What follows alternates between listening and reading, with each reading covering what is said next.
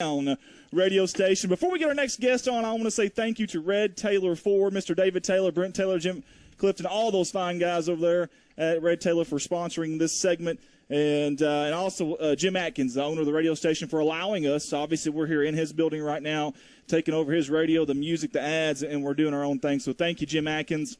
Also, Amanda Sutphin for helping out. She's with the radio station, and Rob Barnett. So wanted to give them some love. I'm not going to give these guys any love. They got a big enough head as it is. Also, Colton Ladyman. We get plenty of love at home, don't we, Mark? Yeah, that's because we got a big forehead. Yeah, his forehead's bigger than both of our heads. Head. Yeah, true story. It's that receding hairline. It'll do it. Yeah, too. I had a receding hairline for a long time. Oh, you now. don't have? Okay, yeah. Giving him a hard time. Also, Colton Ladyman, our IT guy back home. You don't see him, but he does a lot of stuff for us that you can't see. He does it a lot. He does. We don't ever talk about, but he does it a lot. Yeah, Yes, and we should probably talk more about just to be honest with you. Hey, guys, real quick, before we get Coach Mark on, we are selling these shirts tonight at the ball game. This is God's Country shirts. This is our CSR shirt this year, which I do a different shirt every year, a rally towel, things of that nature. So those will be for sale at the ball game. We'll have a table there. Mark's never received one of those. Mark's going. I had to buy mine. He had to buy his. Yeah, he doesn't get anything free. Yeah, at that size, anyway. I'm kidding. Nothing but love, buddy. Nothing but love. Well, he just gives it to you this morning. Afterwards. Yeah. Mark will work that table for us, I'm sure, tonight. But it'll be at the ball game there on the home side. Not you, him. Yeah, Mark Hufford. Sorry, there we go. Speaking of Mark, so that's a good transition. Let's transition into our next guest, I call him Mr. Coach Mark Smith. Coach, it's good to have you. Thank you for being here. Well, you're welcome. Thank you for having me. Oh, absolutely. We couldn't do it without you. The town would not have let me have done this without you. In fact, I'd have gotten a lot of calls, I'm sure, and hate mail had we not had Coach Mark Smith on here with us today. So I appreciate you getting up here early in the morning. I know you could be anywhere else but here, obviously. I retired and all, and here he is. And he got here. These Smiths, actually these coaches, because Coach Walls is already here too, you give them a time, and then they get here like an hour early. But I love that. If you're not early, you're not on time. That's right. But there you go. Coach Mark. And if you're not early, you're late. That's right. That's right. Coach Mark, if you don't mind, will you just kind of take us back in the time machine here? Let's rewind. Let's start off with your childhood. Tell us a little bit about your childhood, growing up, where you grew up at, your hobbies, maybe things of that nature. Well, I grew up out in the country, about 3 miles from Success, on Highway 328, which is a highway now, but it wasn't until I was in college. It was just a gravel road. When I was young, we might come to Corning once every 2-3 weeks in the summer, and we farmed, and so it was mostly just working on the farm, whatever you were big enough to do, that's what you did. And so that's where I grew up.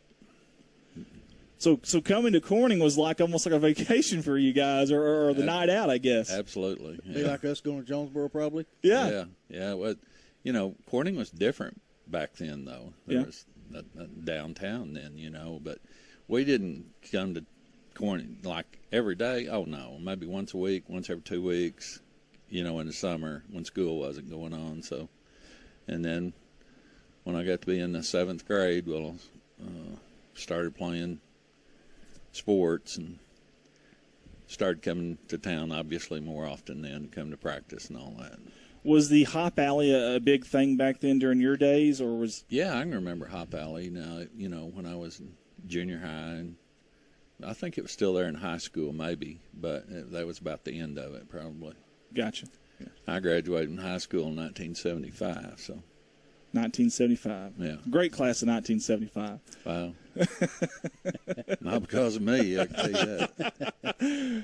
Well, I used to talk to Coach Campbell probably once a week, and one of the things that he'd always bring up when he talked about Coach Mark is, number one, your toughness, obviously. But I never knew that you were a good ball player. I don't know why you never told us that as because kids. He's humble. Yeah, there we go, the humble again. I didn't want to tell you lies. He was just being kind, and he was being a loving brother, wasn't he? He embellished it. Coach Campbell he was my 7th grade coach, 8th grade, 9th grade, and then I played for Dutch No in 10th, 11th, and 12th. and they all came the same year when I was in the 7th grade. That was their first year in Corning. There was a crew of new coaches that came in that year, and they all came the same year. This is interesting that you say that. So you actually played under Coach No and Coach Campbell. Can you kind of tell me, were they kind of contrasting styles there as far as who they were, as far as how they went about their business? No, they weren't contrasting at all. Coach Campbell had not been coaching but about a year or two when he came to Corning. And Coach Campbell and I had many, many conversations, but he would tell you that Coach Dutch No taught him how to coach. He's told me that, and he's told many people that. Yeah. But he was, Coach No was way ahead of his time, in my opinion, as a coach. He was doing things. He was a teacher of the game. And back in the 60s and early 70s, well, or really all the way through the 70s, a lot of teams, when they practiced, they didn't break the game down into drills as much. And they were, a lot more scrimmaging and that type of thing. But Coach No came in, and Coach Campbell did the same thing. They would break the game down into small parts. Just like we used to practice, and you'd work on blocking and tackling and defensive back drills and linebacker drills and catching drills and ball handling drill. We just like we were when you were playing. And we would break the game down into, we'd do tackling drills every day and all that. And he did that, and then you would scrimmage at the end of practice for a while, put it all together. But it was. A lot of coaches still yet back in that day were not breaking the game down yet like that. Of course, everyone does that now, I would think. And so, but no, there wasn't a contrast between them. They both were. Coach Campbell, you've talked to him many times, and he will tell you, he had 5, 6 plays, 7 plays. He did. So I told him, and that's true. And he believed in execution, and that he won 2 state championships doing that, and no telling how many district championships. So he didn't make the game complicated, and Coach Dutch No did not either. But they were great teachers of the game, taught you how to play. Didn't just say, "Hey, go block that guy." You do blocking drills to teach you how to block. Yeah. Because go tackle that guy. Well, you did tackling drills every day, every single day, just like I coached with you. And that's who I modeled my coaching from him, and Mike did the same thing, and so that's kind of how that was. But I was so fortunate to have 2 good coaches like that. I mean, there's really, you can't be that lucky always to have 2 guys, and they cared about you. They were not. They cared about their players. A lot of respect toward the players.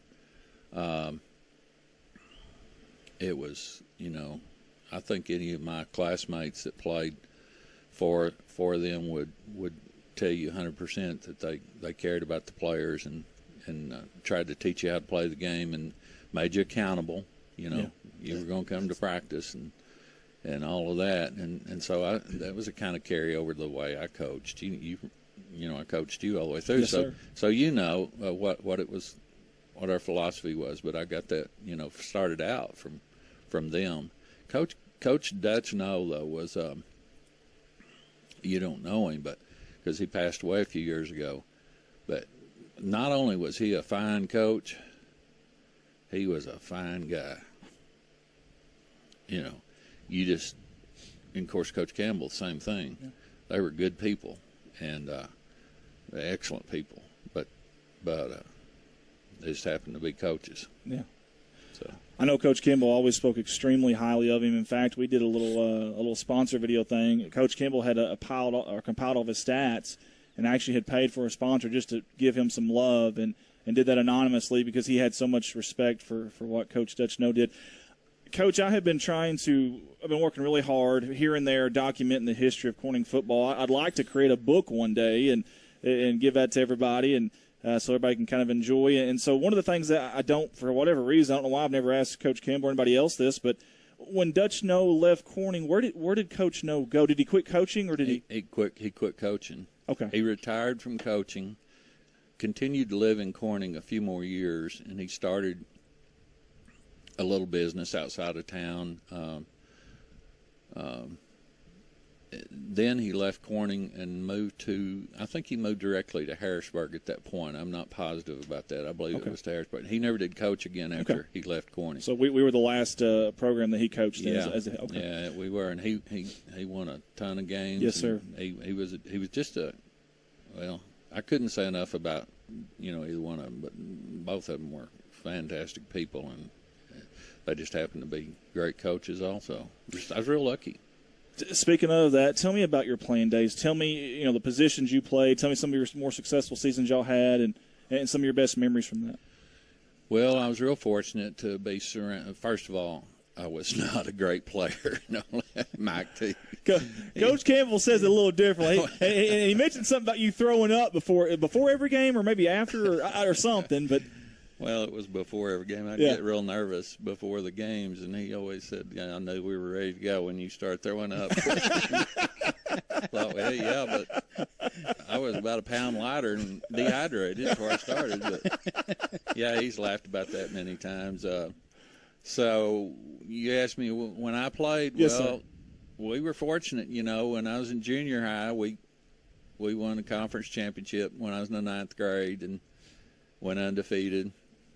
I had a good team my 8th grade year also. My 7th grade year, we didn't lose any games. And so, he just kind of started out winning and just won all the way through. And then got in senior high, and the same thing just continued to happen. Was real lucky to I think when I was playing in senior high, we won the conference championship when I was a junior.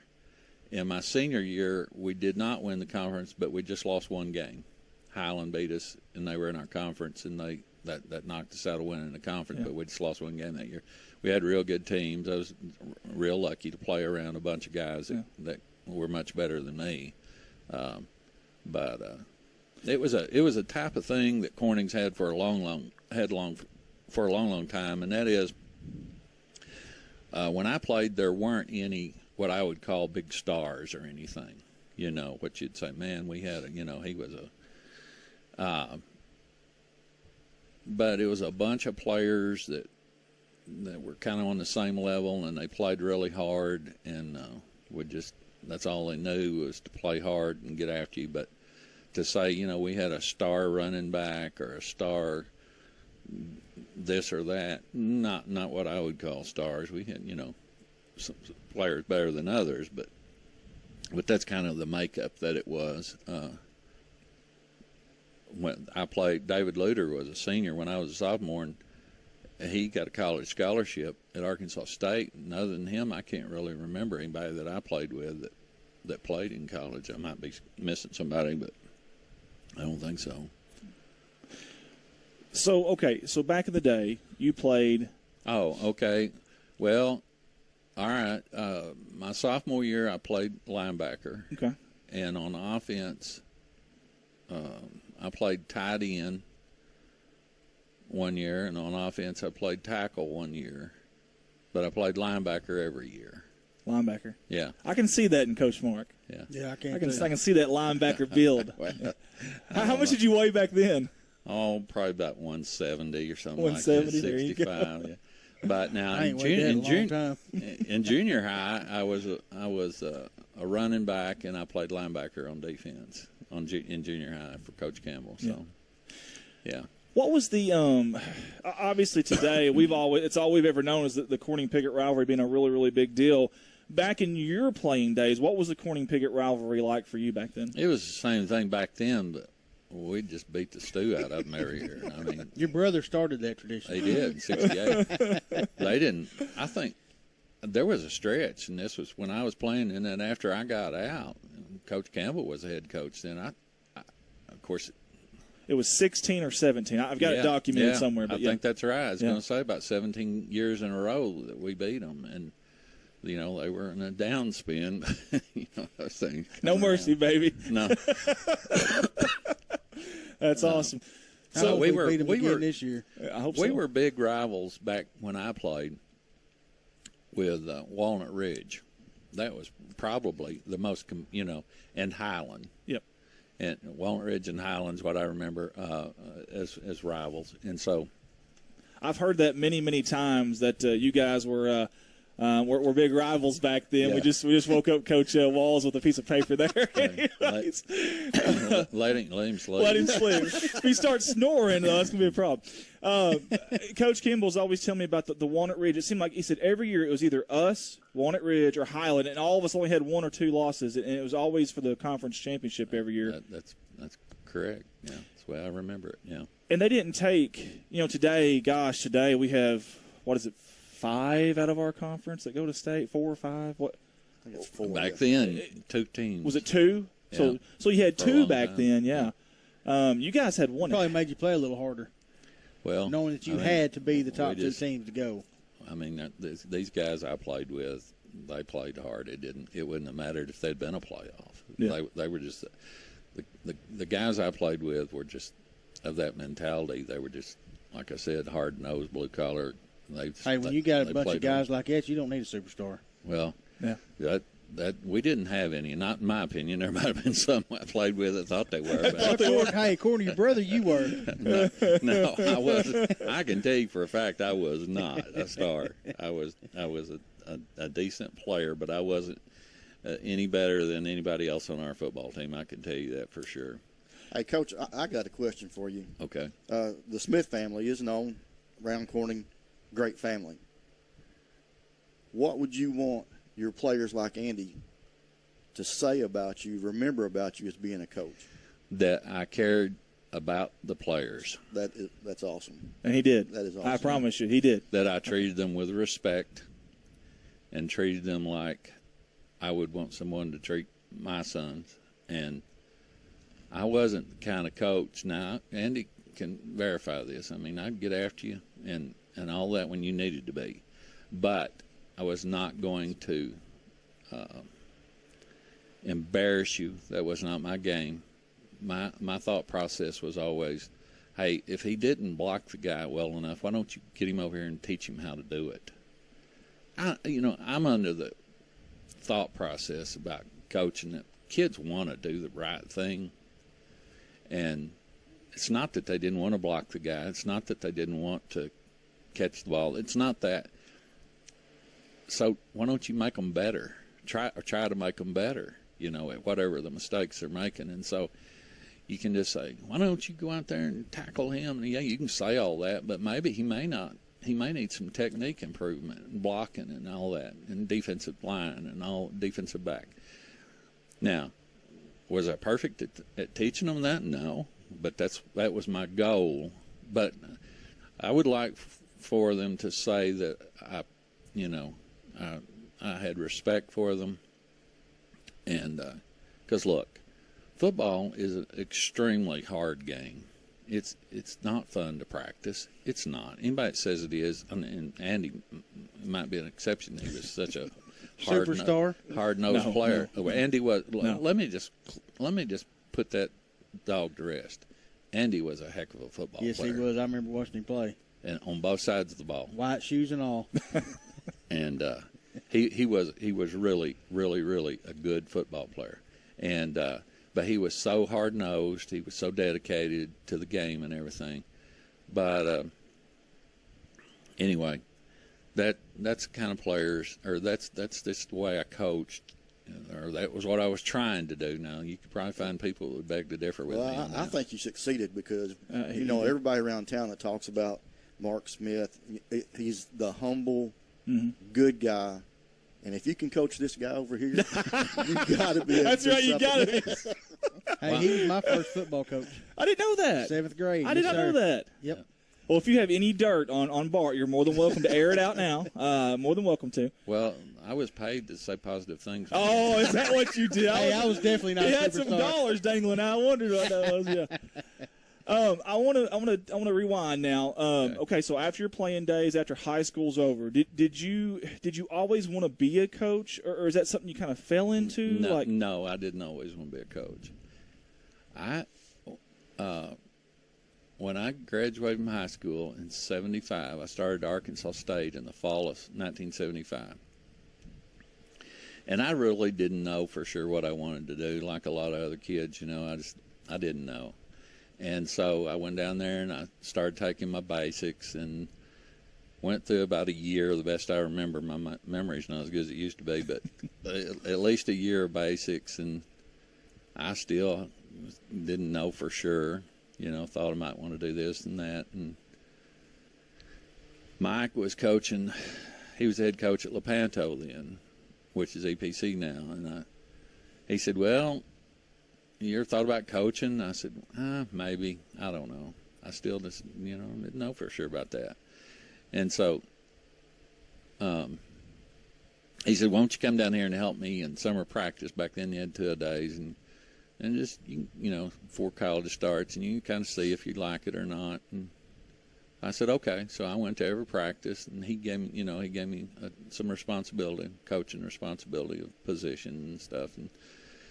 And then I helped him all through the season in games and stuff like that. And then that kind of solidified it. And I said, well, you know, and Coach No and Coach Campbell, when I'd come home, they'd say, ask me the same thing. Where you going to be? I don't know yet for sure. And thought about coaching? I said, well, maybe. And then so along about that time, I think I had a case of temporary insanity. That's the only thing I know how to explain. I couldn't get a job catching poisonous snakes, and so I thought, well, I'll give coaching a whirl. You know, I mean, there wasn't any coal mines to work in around here. What's the next job that's most hazardous to one's health? Coaching. Yeah, I'll give that a whirl. That ought to take about 10 years off your life. And, They're 20. Yeah, and so, as they say, the rest is history. But that's awesome. So in 1979, in the spring of '79, I graduated, and my first job was the head junior high football coach at Paragould. And so I stayed there just a year. And then Mike had an opening. He was the head coach at Greene County Tech at that time. And he had an opening the next year. And I took a job over there as an assistant. And we coached there, I don't remember, 4 or 5 years. I think he was there 5. Maybe I was just there 4. And then we came to Corning and have been here ever since. So Coach Mike was a really good coach, but I think he missed his calling as a salesman. Yeah. He lured Miss Charlotte in. He lured Mark in. Well, yeah, you know. He's got the nice hair. I mean, he would have been a great salesperson. I guess. Coach Wallace is raising his hand over there. Yeah. Coach Wallace, that's me. He brought him in. brought Coach Wallace in, too. So, yeah. Hey, he did work at O'Reilly's for a little bit. He can do it all. Yeah, he can. We'll get to that later, but he can definitely do it all. See, he was. I'll say this: you have a really good taste in women because Miss Lou was beloved by everybody. She was an absolute sweetheart, and I know she's looking down on us. If you're okay talking about it, can you go back and tell us how you two met and how that all became? Yeah, I'd love to. First of all, let me just say, love of my life, best thing ever happened to me was her.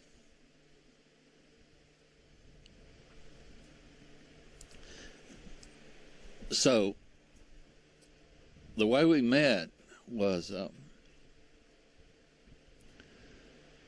I had been out of college 1 year, that 1 year at that I'd coached at Paragould. And I'd gone back to summer school that summer after that first year to pick up some additional hours for additional certification. Yeah. And so that's where I met her. She was still in college. She was a year behind me. And through mutual friends of ours, we met just by chance. She's from Blytheville. We had never seen each other before, didn't know each other. And through mutual friends, Bentley, Manette, and Jenny, used to be Manette, Jenny Kimbrell. They were married then, and they lived in the same apartment complex that Luann did. And I was over there in between classes one day, and that's how it happened. I saw Luann down there. She was hitting a tennis ball. She was a very, very good tennis player. And she was hitting a tennis ball, and I said, hey, why don't y'all get me a date with that girl? You know, just talking, you know. And he said, well, you know, Jenny knows her. I said, really? I said, yeah. And so I didn't think much of it, you know. And so that's how it happened. And like the next day I did meet her. And, okay, this is probably the first week in June. Yeah. Summer school, you know, just started. Okay, now y'all don't fall off your stools when I tell you this. I'm hanging on. We got married August the 9th. Holy hay bells. That's Of that summer. Hey, instead of him saying, I'm going to marry you someday, he said, I'm going to marry you in 2 months. in 2 months. Wasn't even 2 months. It's like, we had decided, so we started dating like first week in June, and we had decided to get married by the 4th of July. And so her mother had about 4 weeks or something to 5 to plan the wedding, and we had a little small wedding in Blytheville, and that so first impression must have been really good. I don't know what one-liner you had said. Okay. So August the 9th, you know, and really, we didn't wait till Christmas or the next year. I didn't want her to get to know me very well. He moved a little faster than Mike did. I thought it'll be to my advantage. That's right. For her just to have a first impression and not really get to know me, you know, that well, because a lot of things can happen in a year. So I said, oh yeah, okay. So we got married August the 9th. That was on a Saturday. We started 2 days at Tech on Monday. Oh Lord. Yes. Wow. Yes. Hey, you could have went back and said, hey, remember death do us part? You married Yeah, me. you said that. Yeah. Well, the 2 days probably saved him. He didn't have to spend that time. Like I said, you know, I wanted to isolate myself. Don't say too much. How's your marriage going? I don't know. I never see it. It's going great. So, but gosh, I could talk about that all day. But she was a wonderful person, wonderful teacher, Yes. Yes, she wonderful wife, wonderful mother. Coach. You could. She did it all. Yeah, everyone in the community they loved her. They did. You Everybody never heard one negative thing about Coach Lou. No. And she was a sweetheart, and of course she's missed. Obviously, I know I can't even imagine you dealing without that. But for you to be able to talk about that, I appreciate that and I respect that too.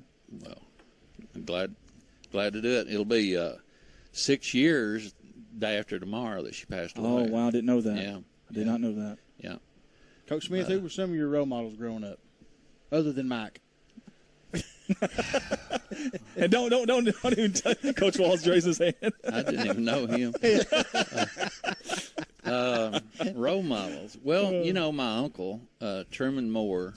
I can see that. You know, I was around him a lot, and he was a really good football player at Corning, and was a fantastic player at Arkansas State. I think when you look in the dictionary in the word stud, it says Truman Moore. I think it does. I think it has his picture right there. Yeah. Well, now he was a really good player. I've heard that. In high school and college. I heard he's pretty tough, too. Oh, yeah.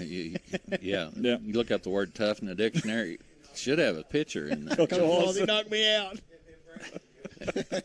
But he was, and I've talked to a bunch of players that played with him in Arkansas State. And I used to go to his games. I mean, I was a kid, but he's, you know, a few years older than me. But I can remember him playing at Arkansas State, and you know, met some of his players that played with him, and I said, well, let me tell you something, that cat could play. So, you know, I looked up to him. I didn't. That's a hard question you just asked me. I don't know that I had any. You know, my dad died when I was in the 10th grade. He was a fantastic person. Of course, I looked up to him. And my grandparents on both sides of my family, I was very fortunate to have good grandparents. And I looked up to them. You know, a lot of kids nowadays don't even know their grandparents. I know. I was very, very lucky on both sides of my family. And my dad was a wonderful person. My mother, obviously, a wonderful person. And so, but outside of the family, I'm not sure that I don't really remember growing up thinking, boy, I really want to be like them. It's escaped me if I did think that. But mostly family members. I was just lucky to have a good family. We didn't have TVs back in to have any that's true. role models on it. Well, you're laughing about that, but They had Channel 8. we barely. Hey, I remember when Channel 8 came on the air. Oh, wow. As a station, yeah. Really? Wow. Yes, we had an antenna. You could get Jonesboro, Yeah. and on a clear day, you could get Cape Girardeau, which was Wow. CBS. And on a really clear day, you might pick up Memphis for a few minutes. Yeah. That's it. And so, but Man. yeah, That was the extent of their That's why entertainment. everybody was outside playing football, basketball, Yeah. baseball. well, That's yeah. why they're probably in better shape than we are Yeah, in exactly. today's life. I didn't know anything. I remember the first color TV I ever saw. Hey, I remember we got a phone. Big deal back then, I guess. Yes, at a party line, there were 14 people on it. Yeah. Everybody So could do if you business. had an urgent call, and you just wait forever, and so you'd have to say, "Could I make a phone call real quick? Will you hang up just a minute, and I'll be off." I remember doing that a lot. That's back in the. I don't think kids today would accept that with it. Oh, my God. Don't interrupt your fried potato recipe sharing secrets, but let me. I got to do something. Oh, my God. So-and-so still on the phone. Were you the AD at one time at Corning? Yeah, the whole time I was the head coach for 10 years, I was also the Athletic director? Yeah. What was that like back then? Being obviously we had the current AD here earlier. We kind of talked to him about what was it like back then being the Well, AD as well as the coach. I'm sure it's changed a lot. I mean, my last year at coach was 2008, so I've been out of this business. Now, I went ahead and taught school another 5 years, so. Yeah. But my last year at coach was 2008, so it was, just basically the budget type stuff and keeping up with that, and everybody took care of their own eligibility back then. Each coach was responsible to get with the counselor and make sure kids had passed proper classes and all that. And because I didn't do that for them, I didn't have time to do that for them. but I did the budget and that type of thing, but that's about all there was to it back when I did it. I mean, it could have been more, but I just kind of left it up to individual coaches. When you need this, well, tell me and we'll get it if it's any way possible, and that's what we did. Simple. I like it. Simple and easy. I've asked Coach Mike, and I'll ask Coach Walsh. He'll ask you, what was your most memorable or maybe most exciting moment or moments in sports, whether you were playing back in the day in your playing days or your coaching days for you with Corning Bobcat football? You know what? There were a lot of them, but playing, we won a lot of games, but I don't have a memory like Coach Campbell had. He can tell you what play he ran, in the first quarter. I can't do that anymore. Yeah. So as a player and obviously as a coach, some really close games we won. Those kind of stick out, kind of like close games you lose. Yes. They do. And of course, in 2007, we went undefeated and won the conference championship. That was obviously really memorable. But now there were other teams. For example, when you played, we had really good football teams. Didn't win the conference, but we won a lot of games and had, there were a lot of memories there. Yeah. Of course, we beat Piggott. I know you like to hear about. Always. He loves it. Always. Do you remember beating Piggott over at Piggott next to the last play of the game?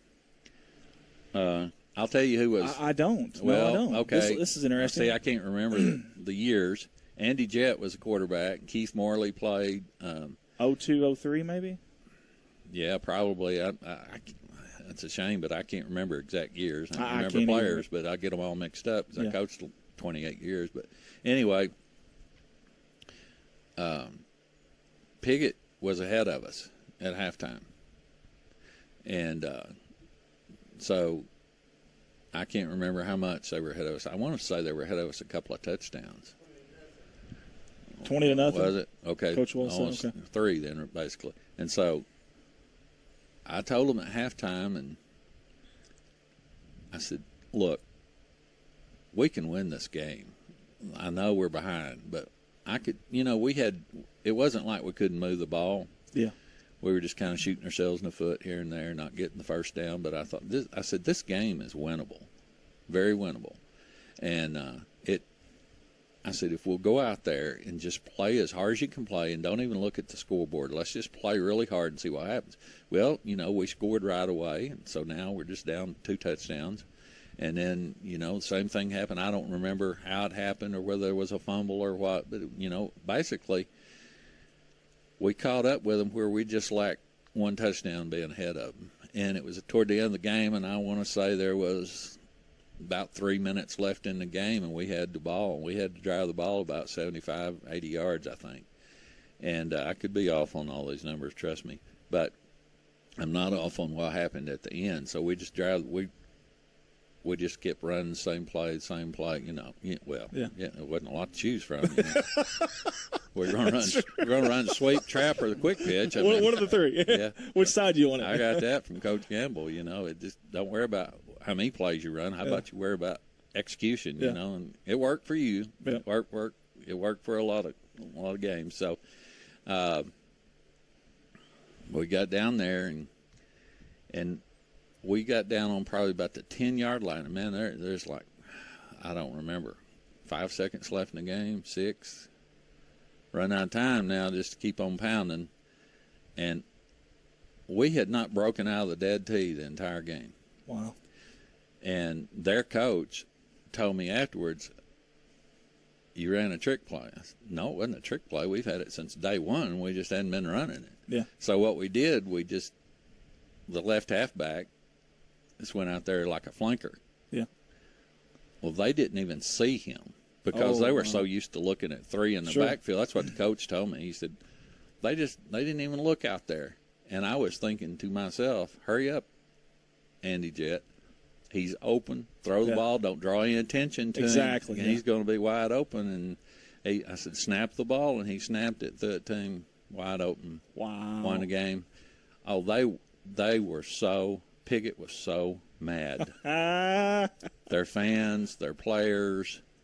Love it. It was – you would have loved that one, I'm going to tell you. They were acting up after the game. And that don't surprise me none. Yeah. And then there was another game out here. Were you playing then when we beat Piggott? They were ahead of us, and we caught up with them and beat them on the last at the end of the game. No, last time we played was 34-0. We had a pretty good. Okay, you thumped them pretty good. Anyway, we won another close game. Yeah, loving it. Yeah, and anyway, those are. But I honestly, I do not have a memory like Coach Campbell used to have of remembering games and plays. He could do all that. I can't. Yeah. But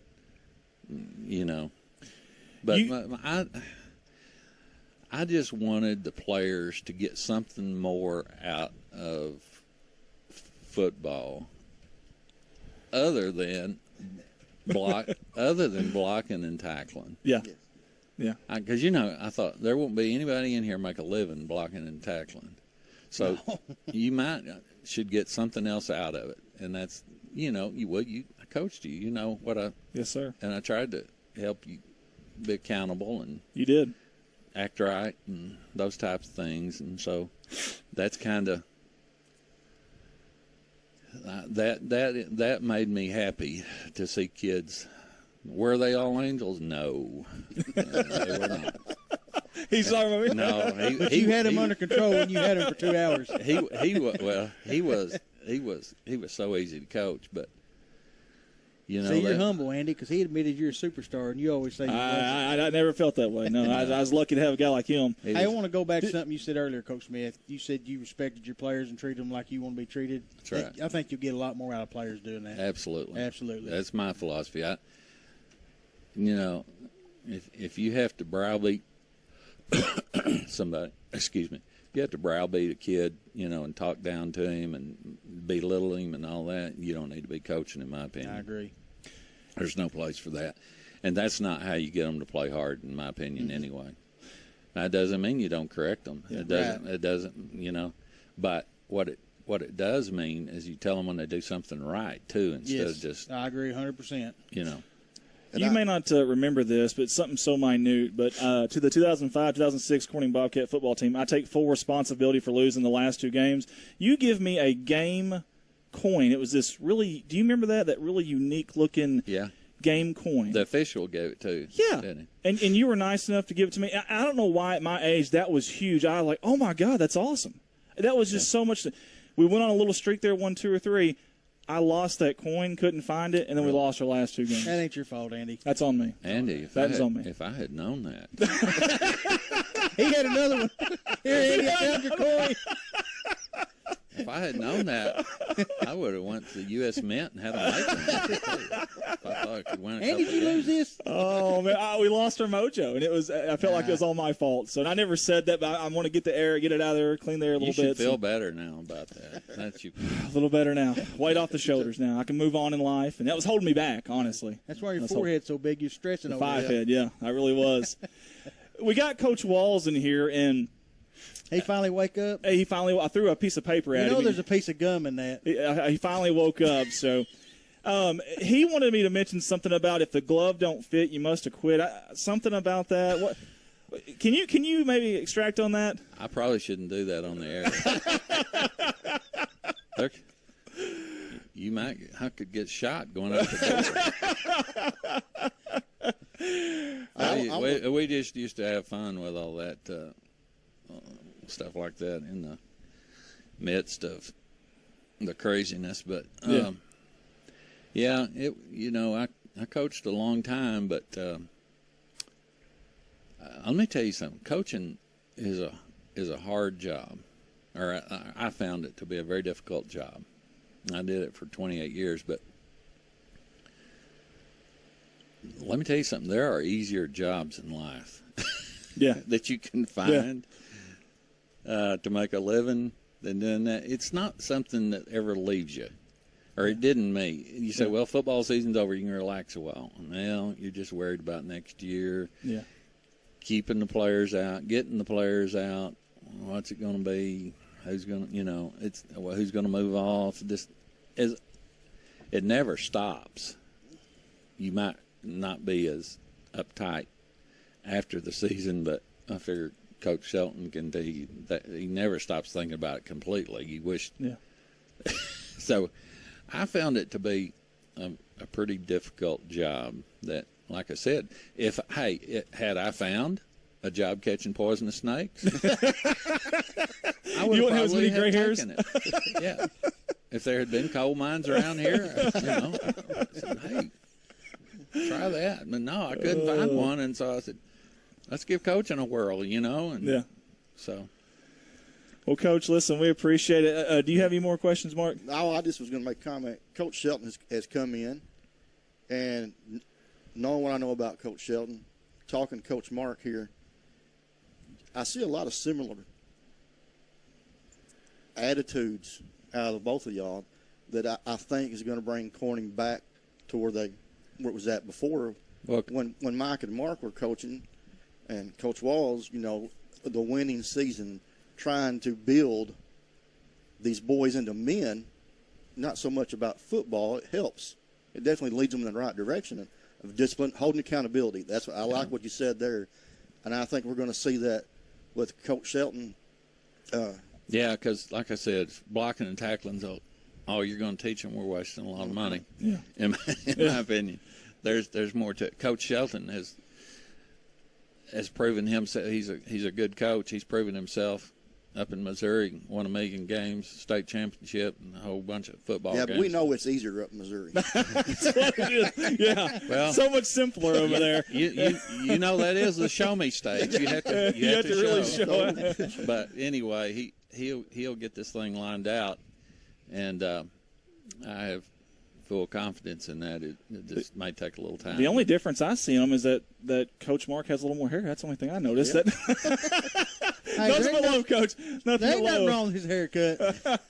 Don't let him talk about that. Okay. I was actually, see, my cousin is married to Farrell and Bless her Monica. heart. Yeah, well, so I didn't know Farrell until they married.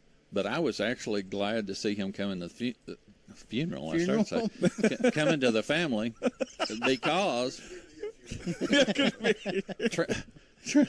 Truman, you know, he used to just beat up on Mike and I all the time. Yeah. You know, because he's getting older now, but he loves to wrestle and you know, you learn not to stand around him and not guard everything. And Farrell comes along, well, that's his new, project. He can beat up on Farrell and all of that. So I thought, thank goodness there's some relief here. Yeah, it's a blessing. Let him fight Farrell. Hey, Coach Smith, we was talking about Truman being tough. We delivered a towel to him one day, and he met us after to show us where to deliver it, and he had his window down. I grabbed him by the arm. I said, when's the last time you had your butt kicked? He goes, I don't think I ever have, bud. I said, where do you want this towel at? He was probably telling the truth. I think Farrell could tell you some stories that I don't even know, but I know one time when he and Monica were dating, correct me if I'm wrong, Farrell, but I think he shot you with a BB gun, didn't you, as you were leaving the house? Holy And they're not even married yet. Oh, wow. And he's up over the fence, So I thought, At least it wasn't a 22. well, I thought That's true love. If you held on after that one, I don't know if Monica's watching or not, but that's true love right if there. that doesn't run him off, I don't guess anything. Ain't nothing. Yeah, at that point. So. Hey, real quick, what's your prediction for tonight? Yeah. Oh, well, I'm expecting us to win. I mean, I don't want to put any pressure on Coach. I mean, once you get out of coaching, you're armchair quarterback. Right. So Yeah. They ought to be winning. Yeah. No, I don't do that. I'm not.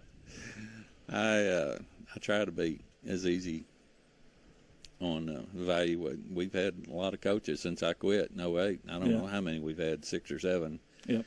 And but Coach Shelton will get them lined out. He knows what he's doing. He's proven himself, and so I think better things are ahead. Coach, I just want to say thank you. I really mean that. For me personally, just real quick, you were always a role model to me, a guy I looked up to, a father figure, and I can't say thank you enough. Number one, you held me accountable. Didn't matter who I was. You held me accountable. You showed me the right way to do things. I would never dare score a touchdown and start dancing like a goofball or yelling at another guy if I intercepted.